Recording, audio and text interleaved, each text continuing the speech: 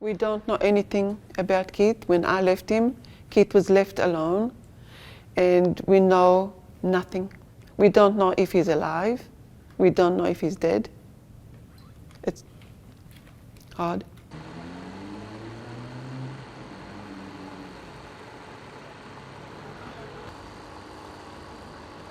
It's me in Gaza. Do you believe it? We need to get them out. And hopefully with your support. They just opened the door. We were sitting there in our pajamas, and they just took us. And while they took us in a very brutal way, they pushed Keith and they broke his ribs. And they shot around us, and one of the bullets hit his hand.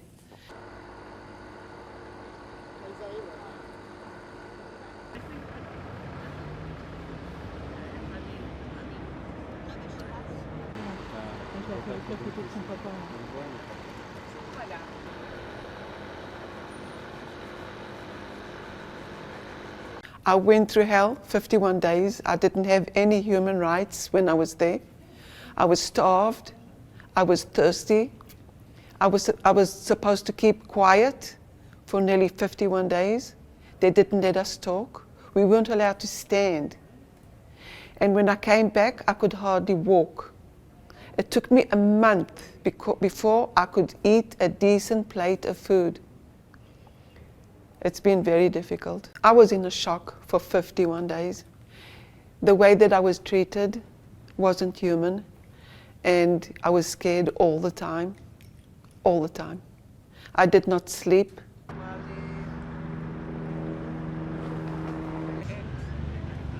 was just, I thought that we're going to die every minute. I was there for it's very difficult.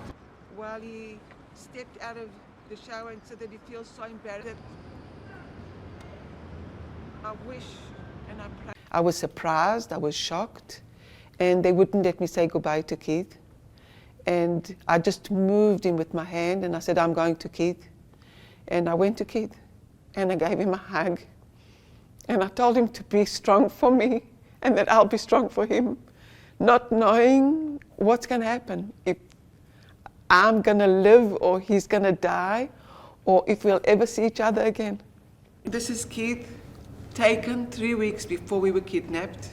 So our stuff goes to newspapers. I want peace. Most of the world wants peace. And it'll be good for them if they'll have peace, because people live once.